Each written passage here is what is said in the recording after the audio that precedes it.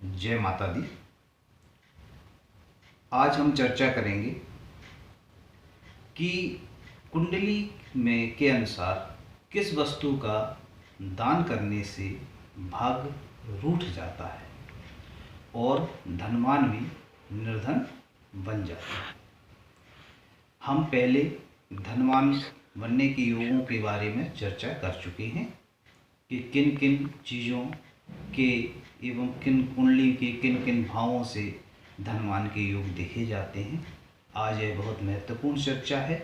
Video के अंत तक मेरे साथ बने रहें और अपनी कुंडली को अपने पास रख लें, जिससे यह भी आप ज्ञात कर सकें कि हम जो चर्चा कर रहे हैं वो आपकी कुंडली में किस भाव में, किस तरह से, किस ग्रह के कारण क्या आपको करना है, क्या आपको नहीं करना है। इन चीज़ों के बारे में आप हमारे साथ कुंडली के साथ और वीडियो के साथ अंत तक बने रहें। इसकी चर्चा के लिए हम आपको जन्मांक के कुछ चार्ट के बारे में आपको यहाँ से पहले पॉज करना है। क्या कुंडली बनाते हैं तो हम ये जानते हैं कि कुंडली में आपका जन्मांक बनाते हैं। जन्मांक में 12 भाव होते हैं। हम 12 भावों को यहाँ चर्चा करेंगे।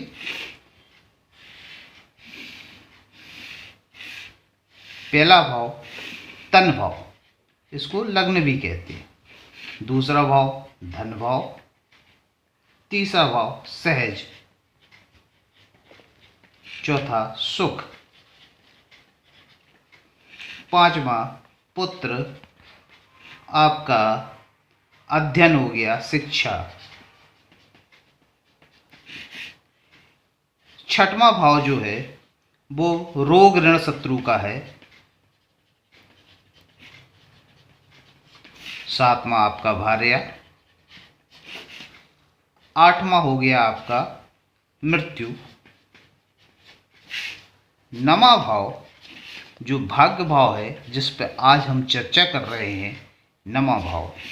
इसको 1 दें, 2, 3, 4, 5, 6, 7, 8, 9, 10वां भाव कर्म का भाव होता है।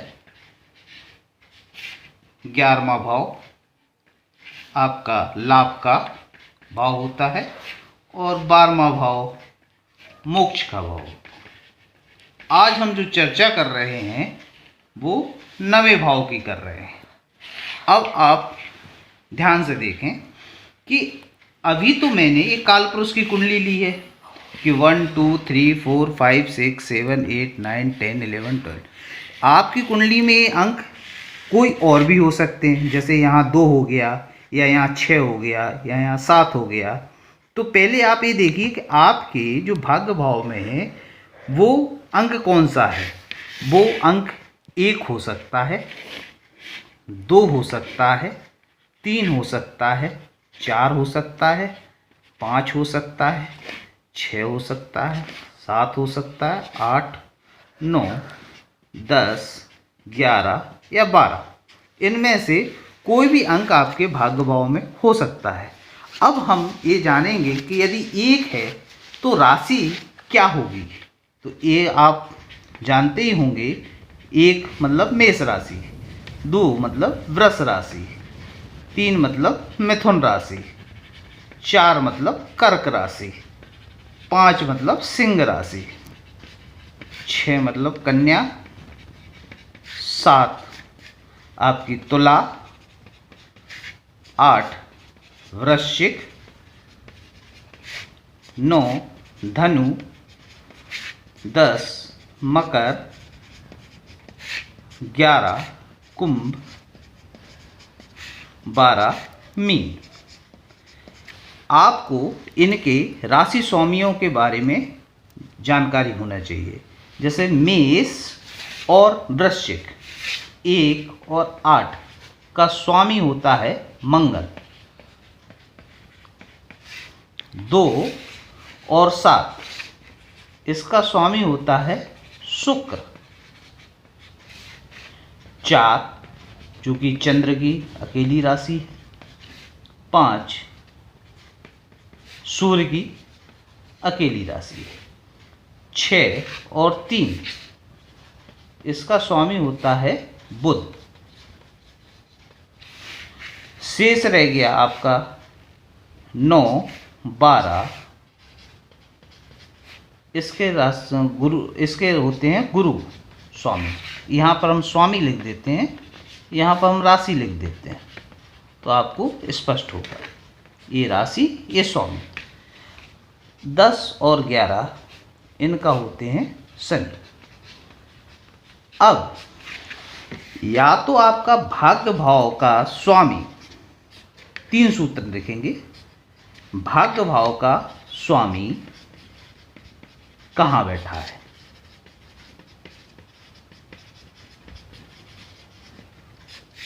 भाग्य भाव का स्वामी मतलब इस भाव में जो राशि है उसका स्वामी कहाँ बैठा है? वह अगर भाग्य भाव में ही बैठा है, मतलब नमे का स्वामी, नमे भाव में आपका जो राशि पड़ रही है 1 से लेके 12 तक, इनका स्वामी यदि इसी भाव में बैठा है, भाग्य का स्वामी भाग्य भाव में हो,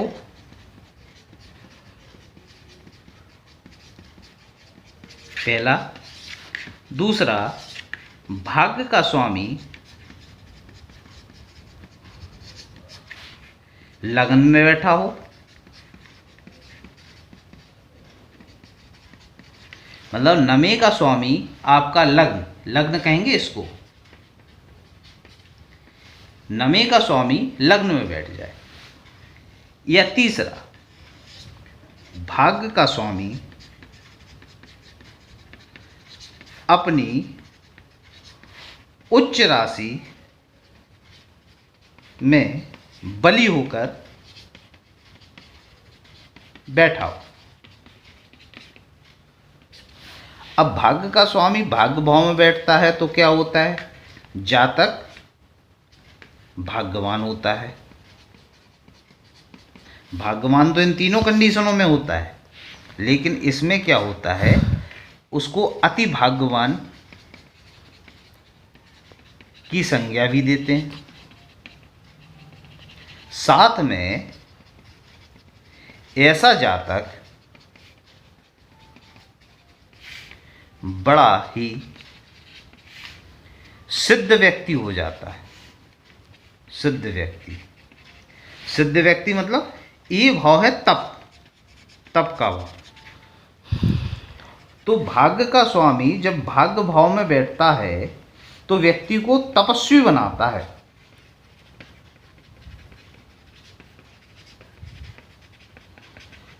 ऐसा कहें कि ऐसा व्यक्ति धर्म कर्म अनुष्ठान वगैरह कार्यों में बढ़ चढ़ के भाग लेता है।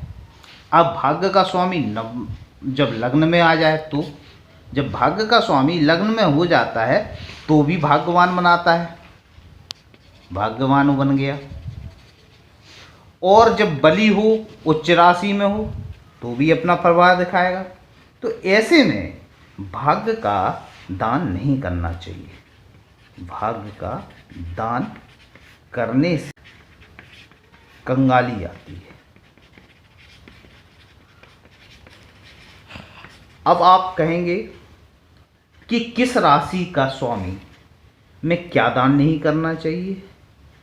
तो आप देखिए, जब आपका भाग्य में चंद्र हो, मान लीजिए यहाँ 4 राशि होती है, 4 की राशि आती है और राशि स्वामी चंद्र हो, और चंद्र इन तीनों में से एक में हो जाए तो मतलब चंद्र बली हो गया, चंद्र भाग्येश हो गया। तो आपको क्या नहीं करना चाहिए? आपको दूध या पानी का दान नहीं करना है। आप नोट करते जाइए। सबसे पहले तो आपको क्या नहीं करना है? आपको दूध या पानी का दान नहीं करना है। आपको चांदी, मोती, चावल का दान नहीं करना है। यदि आप ये करते हैं तो आपका भाग्य आपसे रूठ जाएगा और आपको ऐसी स्थिति बनती जाएगी कि आप ये सोचेंगे यार मेरे यहाँ तो सब ग्रह अच्छे चल रहे हैं, मेरी कुंडली में तो कुछ भी ग्रह गड़बड़ नहीं है, लेकिन मुझे ये आर्थिक परेशानियाँ क्यों आ रही हैं? क्योंकि आपने अपना भाग्य दान कर रहे हैं। आपको भाग्य को दान नहीं करना है। यदि आपके कुंडल उसमें 5 राशि है, 5 राशि मतलब सूर्य की राशि है, तो सूर्य की राशि है तो आपको क्या नहीं करना है? आपको तामा का दान नहीं करना है। आप यदि आवश्यकता ही हो, तामा दान करने की ज़रूरत ही पड़े, तो आप इसको सुबह और शाम दान नहीं करें। मतलब आप सुबह और शाम दान नहीं करें, दोपहर में दान कर सकते हैं। आपको सूर्य की वस्तु क्या क्या होती हैं? सोना सूर्य की वस्तु में आता है, गेहूँ सूर्य की वस्तु में आता है, गुड़ सूर्य की वस्तु में आता है, तांबा सूर्य की वस्तु में आता है, और देखा जाए तो तांबे से बनी हुई कोई भी चीज़, सोने चांदी से बनी हुई कोई भी चीज़ आपको दान नहीं करनी है। क्या क्या नहीं करना है? यदि आपके भाग्य भाव मतलब नवम भाव में सूर्य की राशि है, सूर्य है, तो आपको तांबा का दान नहीं करना है। सूर्य की वस्तु सोना, गेहूँ, गुड़, तांबा का दान कदापि नहीं करना है। ये वहीं आपकी भाग्य भाव में मंगल की राशि आती है, 1 और 8 नंबर है, मंगल की राशि आती है, तो आप क्या दान नहीं करेंगे? मंगल को यहाँ लिख लेते हैं।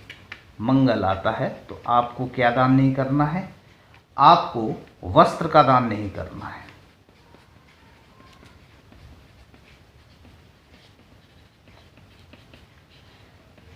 आप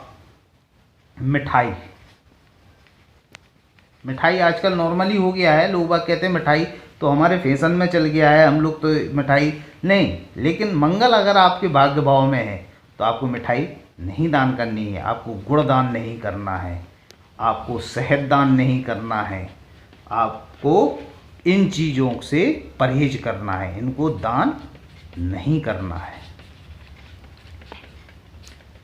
वहीं आपकी अगर भाग्य भाव में 2 या 7 राशि आती है, मतलब आपके भाग्य भाव में शुक्र की राशि आती है, तो शुक्र को अपन यहाँ ले लेते हैं।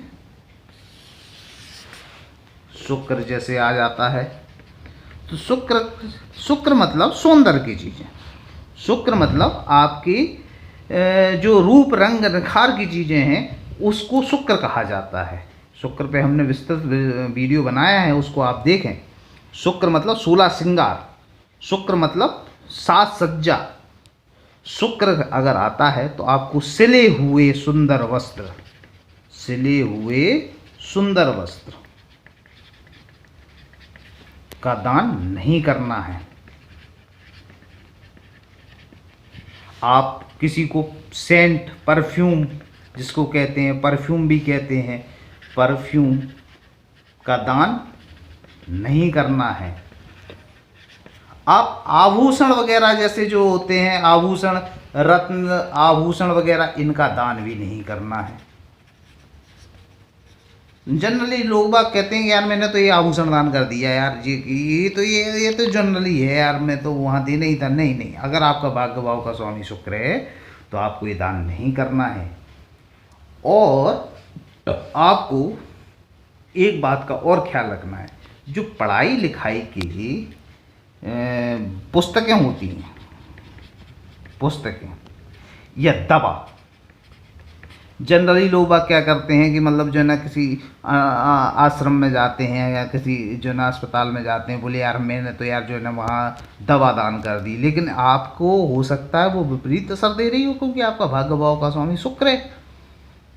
तो आपको अपना भाग्य भाव का स्वामी को देखते हुए दान करना चाहिए। अगर आपका भाग्य भाव का स्वामी शुक्र है तो आपको पढ़ाई की पुस्तकें और दवा भी दान नहीं करना है। अगर आप ये करते हैं तो आपका भाग्य भाव का स्वामी आपसे रूठ जाएगा, और रूठेगा तो कहीं ना कहीं तो आपको जब वो पीड़ित होगा तो वो आपको कहीं ना कहीं तो आपका वो उसका गलत इम्पैक्ट देगा ही ना। तो आपको ये चीज़ दान नहीं करनी है। अभी हम देखते हैं कि भाग्य भाव का स्वामी जैसे मान लीजिए आपका 9 या 12 आ जाता है, गुरु आ जाता है, तो क्या करना है क्या नहीं करना है। तो हम जैसे गुरु आ गया, तो गुरु में आपको क्या नहीं करना है। आपको गुरु मतलब शिक्षा, गुरु मतलब जो है ना आपका ज्ञान। तो आपको भाग्य भाव का स्वामी गुरु होता है तो पढ़ाई लिखाई की पुस्तकें उपहार में नहीं देनी है, नहीं देनी है। आपको धन का दान भी नहीं करना है, क्योंकि गुरु से का पूरा संबंध धन से होता है। गुरु आपकी शिक्षा से मतलब धन। तो आपको धन का दान भी नहीं करना है। धन का दान कहाँ पर, जैसे आप जो है ना किसी मंदिर में गए और मंदिर में आप दान कर रहे हैं, तो आप जो है ना ऐसा नहीं है कि आप मतलब जो है ना उसके बदले में आप कोई चीज़ दे दें। आपका जैसे मान लीजिए गुरु आपके नवम भाव का स्वामी है और आपको दान करने की आवश्यकता है, तो आप धन ना दें, धन के स्थान पे कोई वस्तु दे दें। जैसे भंडारे में होता है, बोले भाई आप धन दीजिए, बोले धन नहीं। आपका अगर गुरु अगर भाग्य से, तो आप धन की जगह आप और भी कुछ दे सकते हैं। जैसे आप कोई सामग्री दे दें उन्हें भंडारे के लिए, तो वो आपके लिए यहाँ हितकर होगी। और यहीं आप हम ये कहेंगे कि यहाँ कपड़ों का दान भी नहीं करना है, क्योंकि गुरु और शुक्र एक तरह के दोनों गुरु ही हैं। कपड़ों का दान भी नहीं करना है।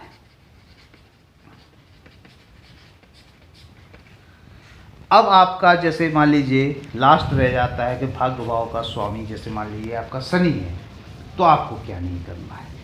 तो जैसे भाग्य भाव का स्वामी शनि आ जाता है, तो शनि के लिए क्या करेंगे कि शनि के लिए तांबे का दान नहीं करेंगे आप। शनि तो आपको शनि भी तांबा होता है, तांबा होता है, तांबे का दान नहीं करना है। आपको अपने जैसे कभी कभी मित्र यारता में क्या होता है कि मतलब चलो हम आपको दारू पार्टी दे देते हैं या कोई व्यसन की पार्टी दे देते हैं, तो नहीं। आपका भाग्य भाव का स्वामी शनि है, तो आपको ये मदरा और व्यसन की वस्तुओं का पेमेंट या भुगतान इसको दान कहें, नहीं करना है। अच्छा, आप क्या करते हैं कि किसी को जूते चप्पल वगैरह गिफ्ट दे देते हैं। अब नहीं, ऐसा नहीं है। बोले यार हमें तो उस पंडित जी ने बताया था कि यार आपकी शनि की दशा चल रही है और ये चल रही वो चल रही। नहीं, आपका अगर भाग्य से अगर शनि है तो आप बिल्कुल दान ना करें जूते चप्पल या वस्त्र का, क्योंकि आपका भाग्य भाव का स्वामी जब शनि है तो आप अपना भाग्य क्यों दान कर रहे हैं। भाग्य को आप दान करेंगे मतलब आप जो है ना कंगाली को निमंत्रण दे रहे हैं। वहीं यहाँ दो और ग्रह रह जाते हैं, राहु और केतु, जिनका कोई राशि नहीं होती है, इन्हें छाया ग्रह कहते हैं। यदि मान लीजिए आपके भाग्य भाव में राहु है तो आप क्या करेंगे। तो राहु है तो आपको तेल चिकनाई की कोई भी वस्तु दान नहीं करनी है।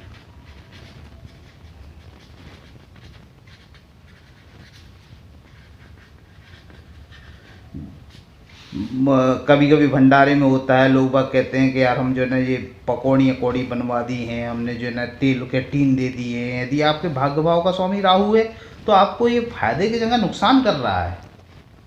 तो आपको ये ध्यान रखना है कि आपका भाग्य भाव का स्वामी क्या है। वहीं अगर मान लीजिए नवम भाव में आपका केतु है, केतु बैठता है, तो आपको क्या करना है। केतु है तो आपको, केतु मतलब जो है ना छाया है, आप कहें कि इसमें आपको लोहे से बनी कोई भी वस्तु आपको दान नहीं करनी है।